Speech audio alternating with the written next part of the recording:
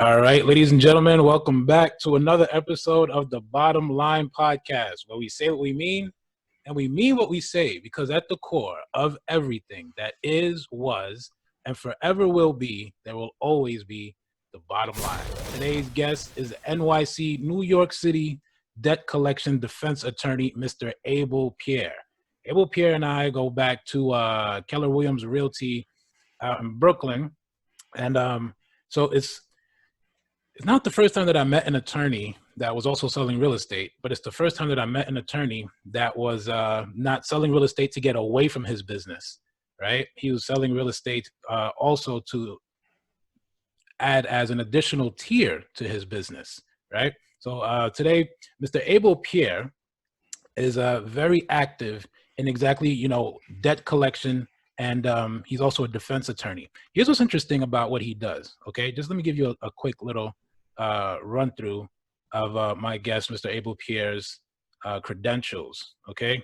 Fordham University Law School of New York, John Jay College of Criminal Justice, New York, all right?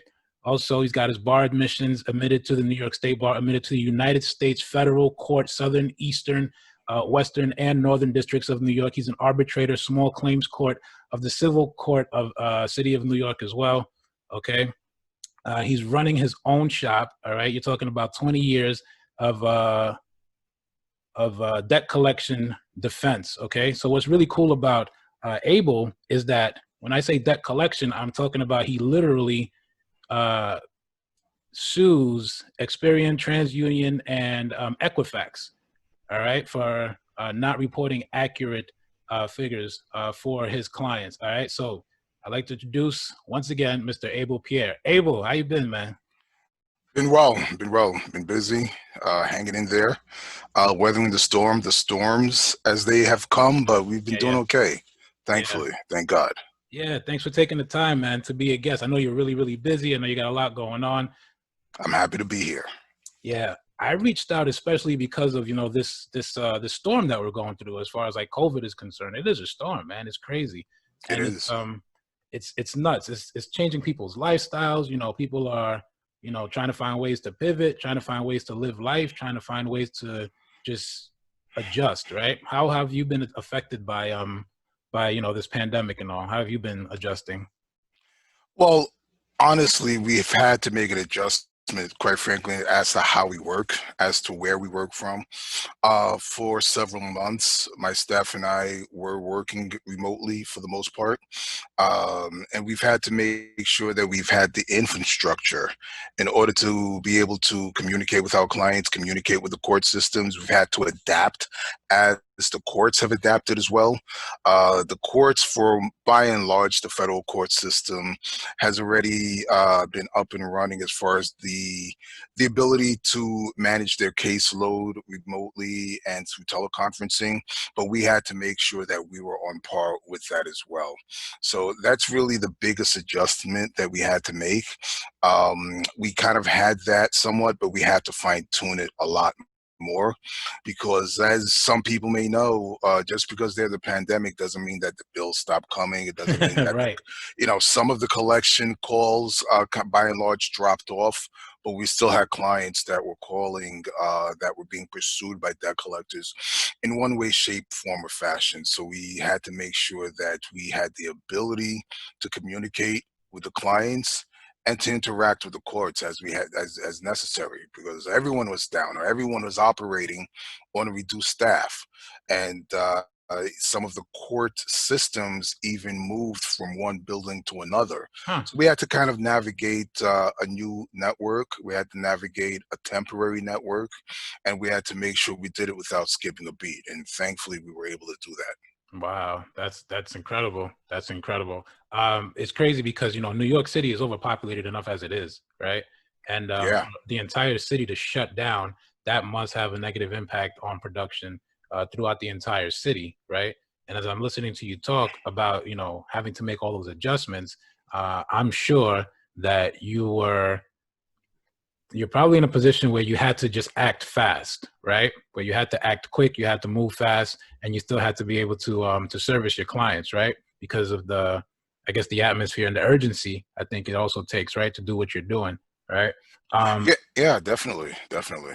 Yeah. How are your clients responding to COVID and all your changes? Because I'm sure like you had to make a lot of changes, right? When it came to like Yeah, interacting, yeah. communicating. Yeah. Well, thankfully, clients tend to be pretty savvy, at least up until a certain point when it comes to communicating via video conferencing. A lot of people are pretty familiar and pretty comfortable Yeah. using the different platforms that are out there. So even though a lot of people would prefer to speak with their lawyer face to face in Right. an office environment, everyone seemed to understand when I told them, "Hey, look, we're not really doing face to face or in office anymore. We're Yeah. moving to using either in whatever application is out there." I'm not going to put out a plug for anyone, but Right. there are a Right. bunch of them, and most people are pretty comfortable. Most people Right. are pretty comfortable. Yeah. Every now and then, somebody may need a little bit of extra help in connecting, Yeah. and it's pretty. Usually, the bugs are pretty simple to work out. Got you, got you. Yeah, you know what's crazy is so like I was telling you the other day, I've been able to expand my business because of this all this virtual, the Hmm. virtual resources, And what's nuts is so I'm active in New York. I'm active in PA. I'm active in New Jersey. I'm Hmm. active in Indiana. I'm active in Chicago, right? And I could not Hmm. have been as busy. I wasn't as busy as I am now Hmm. pre-COVID. You know what I mean? So Hmm. what you said was one of I think the courts moved from one location to another, right? Hmm. And then you're also doing remote, I'm guessing hearings, right? Is that right? Correct. That is correct. Yeah. So everybody's having to pivot. Everybody's having to like somehow virtualize their businesses, right? Hmm. Or use some kind of virtual resource, right? Sure. Yeah. So it's crazy. So are you seeing an increase in business, or is it the same, pretty much the same? Well, it's not the same. It's increased because of the type of stress that the pandemic has caused. Yeah. Uh, we deal with economically stressful situations to begin with, Yeah. and so in terms of our bankruptcy practice, there's definitely been an uptick Yeah. where people realize that they're just not going to be able to meet some of their obligations. Yeah. Naturally, there is an increase in debt, Right. and there's a decrease in income. Okay. Got you. Got And you. whenever you have an increase in debt and a decrease in income, whether the two happen simultaneously or apart from each other, that's going to create more need for the type of work that we do. Got So you. there's definitely been an increase, and what we're finding is that people are reaching out. People have the time to address these issues because Yeah. they're home a little bit more, at least to a certain extent. Got it. So there's definitely been an increase. So that's without a doubt, which Yeah. is a good thing. Yeah. But we also are in the process of taking the steps to make sure that we implement the infrastructure to meet the needs of the Yeah. clientele. Yeah. You know what's crazy is when I first met you, I didn't know that I was gonna need your help at that time, right? Mm, And I didn't know I was gonna need the help of attorneys like you, right? mhm, Credit repair specialists, attorneys. I didn't know that at that time because I was transitioning from co-ops and condos mhm. to Brooklyn, right? And Sure. I was coming from a shop where we were focusing primarily on co-ops and condos right next to Barclays Center, right? Okay. So that's like, that's a target demographic, a different target Mhm. demographic than a multifamily owner occupant. Sure. You know what I mean? Sure. Sure. Sure. So what I started to experience was not only was I not able to convert those leads fast enough, co-ops and condos, uh, it was for, a lot of people, a lot of the homeowners kind of had like their own, they were working their sphere. So a lot of the realtors, those are friends of theirs, right? Mhm. Mhm. What I also noticed was that those conventional loans were far and few in between in Brooklyn. They were still happening, but they were only happening in those kind of areas, like downtown Brooklyn, like around Montague, um, Sure. Park Slopes. But I was seeing a lot of activity in the FHA, in the FHA space. I was seeing a Sure. lot of loans coming in there. When I started talking to buyers, they were getting FHAs. They were going through they were repairing their credit, and it was like me pipelining certain people. I remember going to listing presentations and talking to homeowners and finding out that they had more than one mortgage on their property and they were underwater by more than $100,000. I Sure. remember talking to some property owners, some homeowners who their properties were eligible for short sales, and they just didn't know how to navigate. You know what I mean? Mhm. So it all came from me doing those, going out for a pitch and then really finding out what's stopping me from selling this property. You know what I mean? And then when I do sell the property, how am I going to be able to help this homeowner start a new life? Right. And I didn't really, at that point, I didn't understand um, how much of an impact bad credit would have on a sale, even after the homeowner was able to sell the property. What I Mhm. realized, and I'm sorry this is so long-winded, but I think I want to give a lot of No, context. never, never. Yeah, I Yeah, I could talk want to about give this forever. yeah, I want to give context to the listeners, especially about why what you do is so necessary, right? Especially realtors that are out there thinking, they're going to get a commission check and they don't know how to handle this part of the deal, right? What I realized, probably went to like Canarsie, I probably went to Flatbush, and I probably went to Bed-Stuy and Crown Heights um, the most, where I was talking to homeowners who probably occupy the first floor and were trying to rent out a second floor, right? Or something like that. And they were behind. Now, their properties were valued anywhere between 900,000 or 850, something like that, up to like maybe 1.2, 1.3, right? Very low equity, sometimes no equity in the home. And they had a mortgage and they were behind on their mortgage by about, anywhere between 100 and $300,000, right? Sure, sure. So my deal was, if I can sell your property, and they were pre-foreclosures, right? So my deal was, if I can sell your property and help you satisfy your mortgage, would you be interested in putting your property on the market, right? That would be my pitch, right? And then they would say, sure, yeah, that sounds good. A lot of people have tried, a lot of people can't do it. My credit is so bad, I don't know that I'll be able to buy something else. Or their neighbor probably sold a house, right? And they sold it for under market value. And after the sale, they were stuck with a deficient amount on the loan, right? So these are Sure. all things that I didn't know how to navigate, you know what I mean, before I started doing my due diligence. And then your resources became really like you became really necessary, because having Sure. you know, the ability to talk to the homeowners and walk them through what that process is going to be like, as far as like their credit, repairing their credit, understanding the legal aspect of it. That's where I was like, oh crap, all right, I need this guy's phone number. You know what I Yeah. mean? So that you can actually explain that to some people. Now, here's a question for you that I think a lot of people are gonna want to understand a little bit better, right? When it comes Sure. to what you do uh, as a defense attorney, right? What are some things that you think people need to do so that they can take preventative measures, right, to keep their credit at least to be a favorable borrower, right? What are some basic things that some people can do? Okay, that's a good question. And there's some really, you can get really complicated into it, or you can keep it simple. Yeah. For most people, at least at the onset, from a maintenance perspective, you want to keep it simple, and keeping it simple works really well. The first thing that a person should do is check their credit. You How know, often should they check? That's a good thing too. I hear if you check it too much, it takes a hit. now and that's also a good question, and I can kind of answer both at the same time.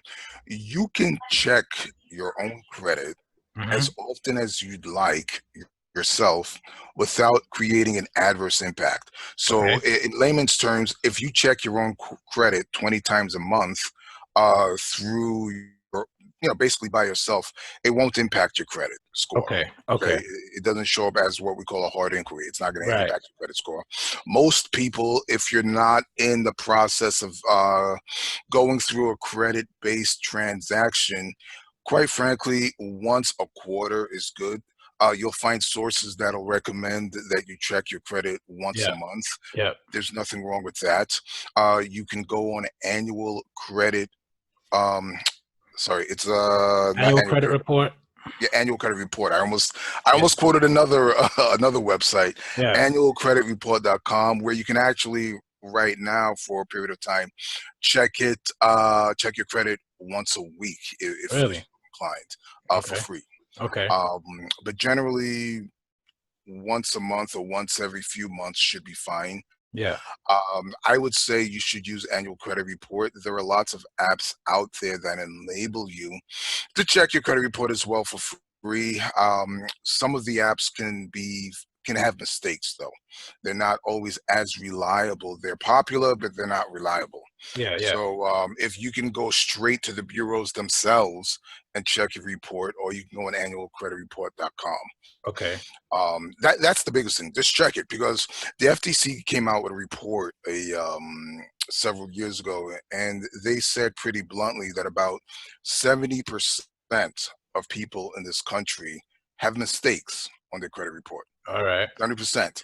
Now, when you consider that we're a country of about 350 million people, you can imagine how many people 70% adds up to. Yeah. It's a That's a lot big of number. people and a Yeah. lot of mistakes. Right. So you should check it regularly, and you should check it before you need it. Got it. That's Got it. that's the second aspect. Okay. All too often we have clients that say, "Hey, I'm in the middle of a real estate deal," or Yeah. you know, Exactly.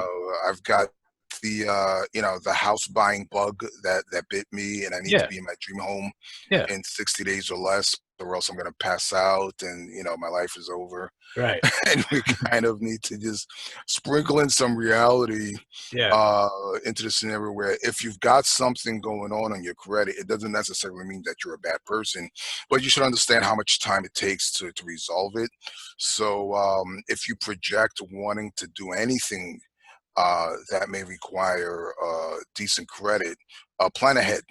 Got you. Plan ahead Got you. as much as possible. As Yeah. much as possible. Yeah. Okay. So, like, all right now, here's the deal. There's this exodus, this great exodus. People are leaving New York, right? And they're trying to Hmm. find more space right now because of COVID, and Hmm. they want to sell their properties, or some people want to keep their properties and they want to, use it as a rental income or something, Sure. right? Um, Sure. so from your perspective, all right, so somebody says, all right, I'm going to leave New York, and right now is a good time for them to leave New York, right? Um, they're probably going to search, across the country for a new property, right? What do Sure. you think is they check their credit, like you said, right? What do you think is a good credit score for someone to have? Because first I'm hearing, 650 it was a good number, but now not so much, right? Depending on what kind of loan. If they're doing a conventional Hmm. loan, it should probably be higher. If they're doing an FHA, a 650 will be okay. It used to be a 580 or something, but then it went up. So what's an ideal credit number for people to stay at so that they can at least, make a transition in their lives? Do you think?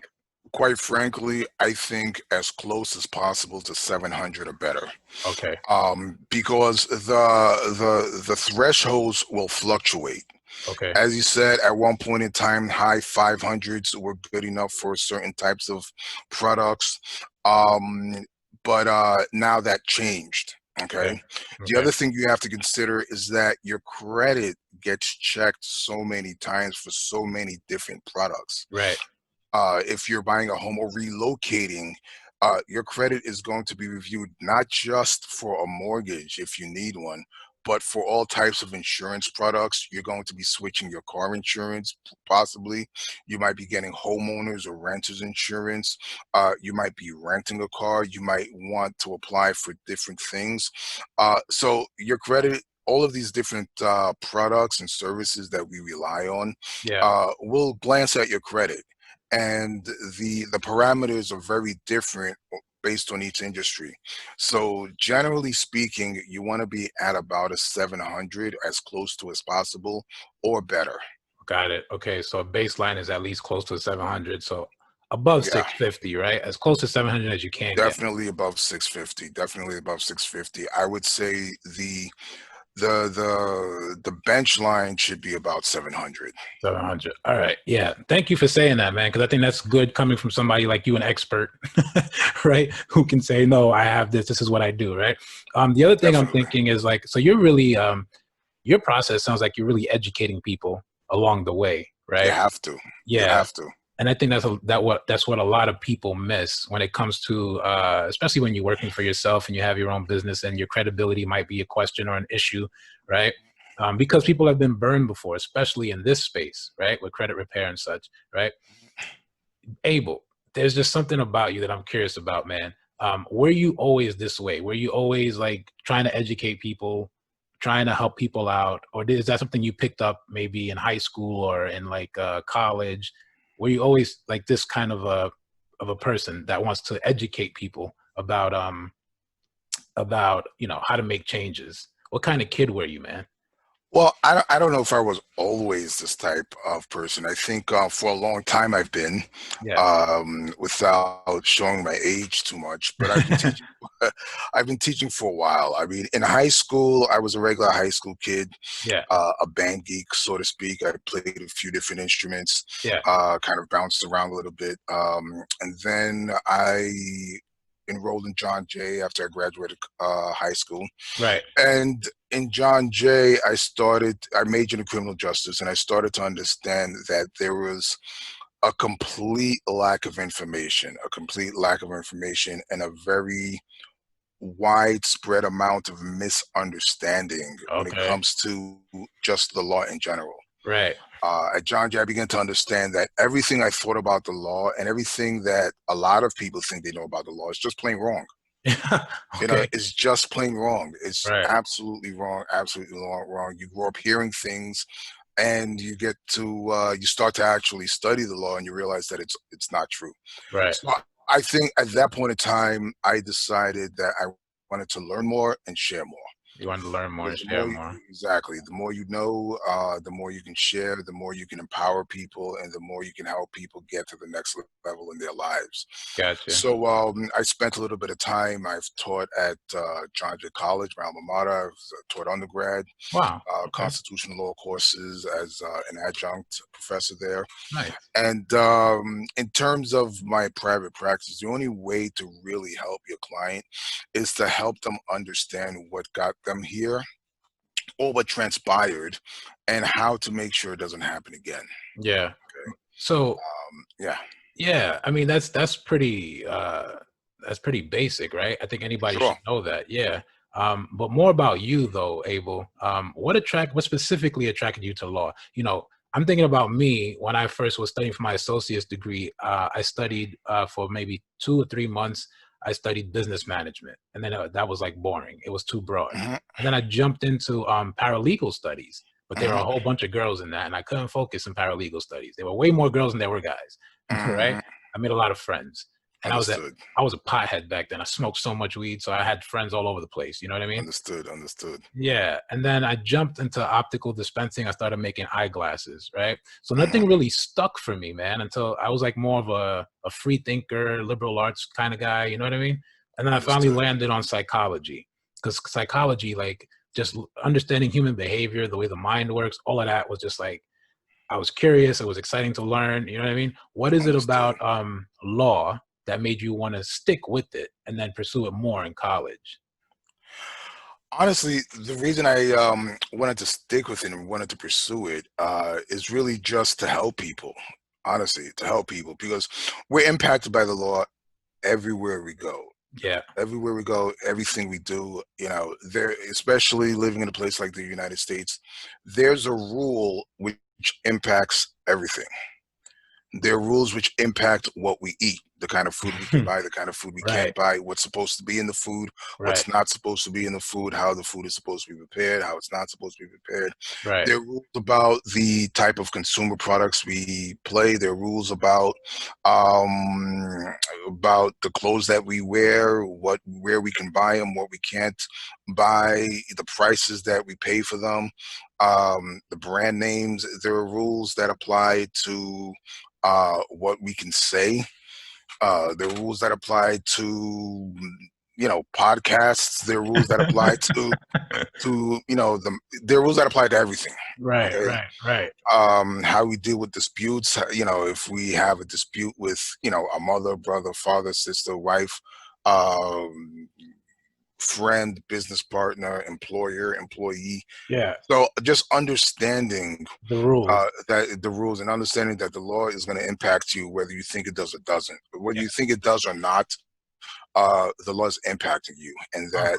and also understanding that if you understand the law, you can adjust your outcome. Yeah. Oh, I You like know, that. Yeah, if you and understand the that's really what it boils down to for me. I mean, you can have information, and information is great yeah, to an extent, and it's really interesting and really fascinating. right. But then what?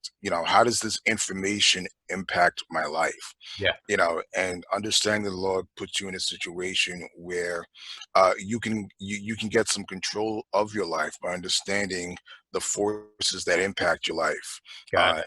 and understanding that the law is just it's not some obscure concept, but we deal with it, and Yeah, we deal with it in a very real way. yeah, And so once we understand it, we understand how to navigate it.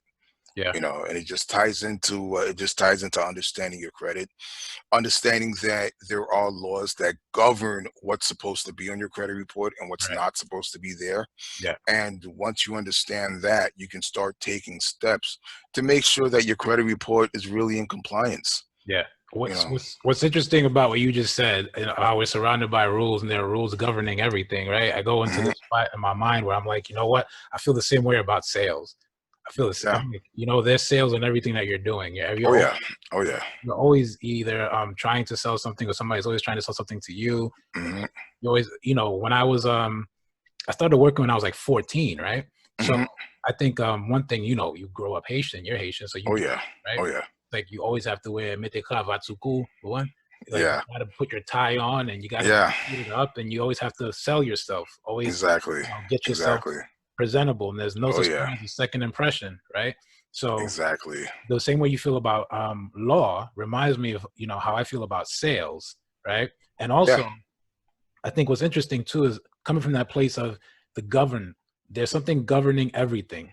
You know what I mean? And if you're not Exactly. aware of what's governing, that situation, right, then you don't know how to navigate within that situation, right? Exactly. So you seem to me Exactly. like somebody who was like, okay, I understand what's going on, but I need to understand why it's going on.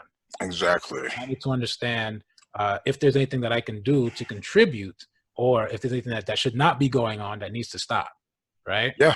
I'm just thinking from a mindset of a teenager. You know what I mean? Because at 14, when I started working, when you grow up Haitian, they don't give you money. They don't give you allowance. Did you get allowance as a kid? I did not. I didn't get any Definitely not. allowance. My American Definitely friends not. got allowance, Yeah, mine too.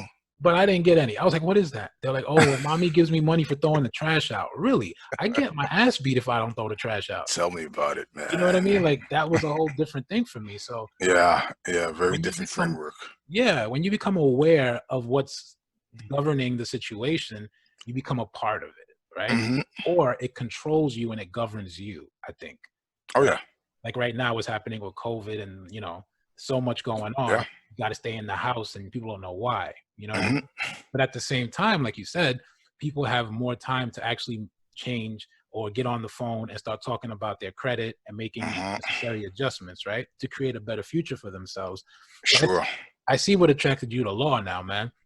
Um, how do people respond to you? Or like, okay, when you're starting out, say in college, right? And you really wanted to take this on and you knew this was going to be it for you.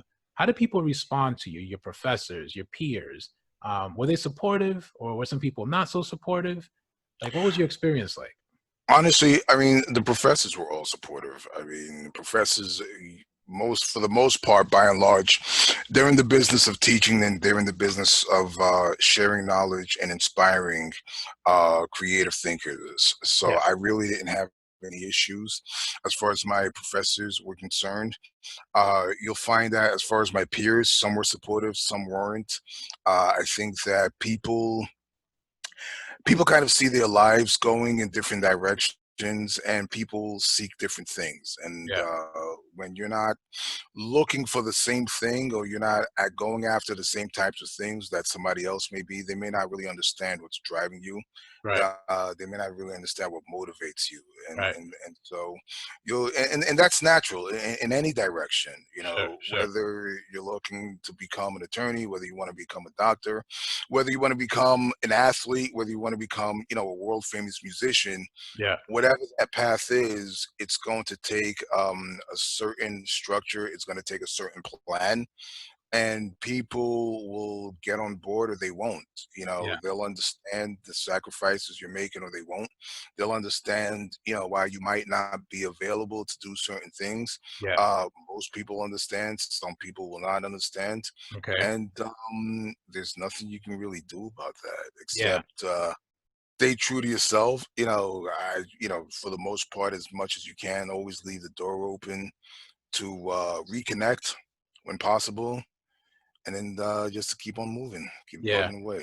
You know what's funny, man? As I'm hearing you talk too, I'm thinking, um, yeah, you're gonna lose some connections, you're gonna lose some friends, right? As long as, but then Hmm. you also, I think when I was studying to be an optician, oh my gosh, that was like the worst experience of my life, like my worst like educational experience of my life, because Hmm. I was like the only black kid in my class, right? Hmm. And black kids were known for dropping out of the optician program because it was too sciencey, it was too scientific. You know what I mean?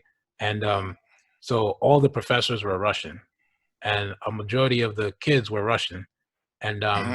but I said, yo, I want to have my own shop. Like I want to have my own, I want to be an optometrist, right?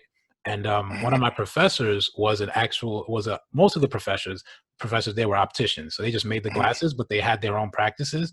And some of my peers, the classmates, they were Russian or Spanish or whatever. Now maybe like another black kid, just one, right? Sure, sure, Who most of them, their family members either had their own shops or they were optometrists, right? And sure. I didn't get the amount of support that I thought I would get from the professors at all. So Mm. I went as far as I could go with it, or as far as I wanted to go with it, right? And I realized as I started working in the field that I didn't want to work for anybody. I realized that I didn't Mm. want to have a boss. I wanted to work for myself. Like, so you have your own practice. You're in business 20 years, Abel, right? More or less? Sure, about just about. Yeah. It wasn't always a hashtag to be an entrepreneur. It wasn't No, always cool to be an entrepreneur. It like recently became cool. You know what I mean? very recently. Yeah. Yeah. So like 20 years in, right? Hmm. Okay, so here, that there are rules governing everything. You're aware of that. You become a part of that, right? So the Sure. rules say that if you get your degree and you become, knowledgeable, you should go work for a big firm, right? Hmm. Those are the rules, right? You're a Hmm. rules guy, right? Hmm. Hmm. But you Hmm. broke the rules, man, and you went out and you started your own business at a Hmm. time when it wasn't really cool to do that. So Hmm. what motivated that? How did you get to that mindset to start your own thing? Sure. Well, here's the plan. Kind of formulated itself along the way. When I got out of law school, I worked for a politician in Brooklyn, Oh, yeah, which uh, one? Yvette Clark. Oh, I know Yvette Clark. My father knows Yvette Clark. That's Oh dope. yeah, oh That's yeah, oh dope. yeah, oh yeah. She's a She's beast. a very dynamic person. Yeah, She gave us a lot of opportunity to do some things that I haven't done before. I didn't do before, and I haven't done since. yeah, yeah. So working for Yvette in the city council was a great Wow, opportunity.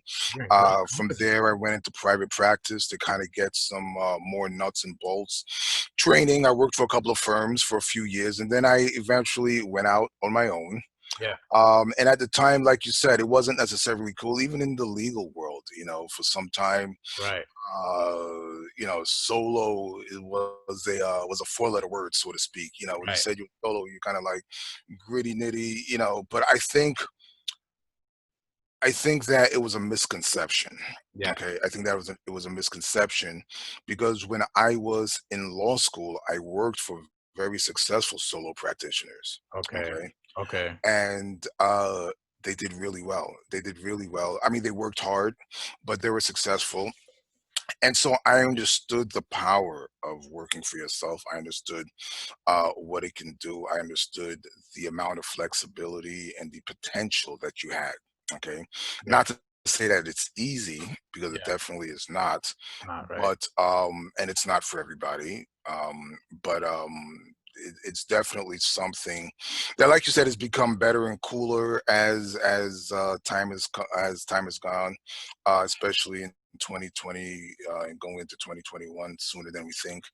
I think that now there are a lot more tools available. There are Yeah. just so many more tools available that didn't exist even 10 years ago Hmm. that make going into business for yourself in any industry, and Yeah. especially the legal industry, a lot more of a reality, and a lot more comfortable and a lot more exciting. Yeah. A Yeah. lot more exciting, because in any industry, you have the work that you do, and then you have the work that you have to do to keep everything else moving. Right. So technology has advanced to the point that you kind of cut down on a lot of the quote unquote busy work or ancillary work, Yeah. and you can focus a lot more on doing what it is that you like to do and that you do best. Love it. Love it. How much time do I have with you, man? Do I have more time with you? About 3 minutes. We may Ah, have to do this again. About 3 minutes. okay. Yeah, So another thing I'm wondering is, yeah, we're probably gonna have to do like a part two, right? Another sure. thing I'm wondering is about the obstacles, right? Hmm. The obstacles. It's not easy for anybody to get into business, but especially, within this space as an attorney, I want to go into the obstacles, challenges that you had to overcome. I'm sure you had to go through many during the Sure. past 20 years. You know what I mean? Sure. So I don't know if you want to end with that, or do you want to open up with that next time? No, we can end with that because I think that's definitely something that a lot of people think about. I know a lot of younger attorneys consider and think about. Yeah. For myself and for a lot of other younger attorneys at the time, I'm not as young as I'd like to think I am still, but Right. at the time there were two really main obstacles. Yeah. I would say distinguishing yourself and competing, and developing your client base was one. Right. The other obstacle was really making sure that you stayed up to date, Okay. making sure that you stayed up to date with the training. And that was somewhat less of an obstacle than the first one. Yeah. You kind of really have to decide what it is that you want to do, what it is that you want to focus on. In New York, we don't say specialize, we say concentrate, but Gotcha. whatever it is, you got to focus on what you're going to do to really develop your practice. And once you've got that figured out, even 20 years ago, it was competitive. Yeah. So you have to really figure out how you're going to stand out, how you're going to kind of push and elbow your way in to a crowded environment Got it. and stand out and thrive. Yeah. Yeah. Once again, it wasn't easy, but it's very much possible. Very much Right. possible. If you're someone who studies what's going on around you and takes the time to really thoroughly analyze, reanalyze, and someone who can read between the lines and kind of see the story behind the story, you can figure it out. Got You it. can figure it out, and thankfully, I was able to figure it out. I'm still figuring it out every day, Yeah. but it's developed into a skill. Yeah. So I do it a lot better, a lot quicker, and a lot more efficiently than I did 10 years ago. So Nice. And those are really the two obstacles. you're getting better and better at it every day. You're still sharpening Of your course, yeah, of your course. knife, right? So, I kind of want to go into when we start off with the next one. I want to talk about how you really work with these creditors and Sure, how you hold these creditors accountable, right? I think that's what a lot of sure, listeners are going to want to learn about for the next one. sure. Before I wrap, Absolutely. yeah, before I wrap up with you, Abel, I want to ask you. I'm sure you have more than one, but just for one for now, something basic, a reoccurring truth, right? That no matter what, it's your bottom line. What is your bottom line? Your reoccurring truth, something that no matter what, it keeps you anchored, it keeps you focused, and it keeps you on track to hit your targets and goals. What is that for you? What's your bottom line? The bottom line, quite frankly, is that either you do it or it's going to get done to you. Oh, Okay. And when you apply that, you can apply that in many different ways. But when you apply that to your credit, since that's what we're talking about, right. either you pay attention and you maintain it, or it's going to get maintained for you. And when it gets maintained for you, it may not be the way you want. Got it. Financial companies are going to maintain your credit. They may pull your credit. They may peek into it. They will put things on your credit. And it's all for a purpose, regardless of what they tell you. And, we can have that discussion till the cows come home. But it's all to an end, and it's to their end. Right. Okay? It's to their end.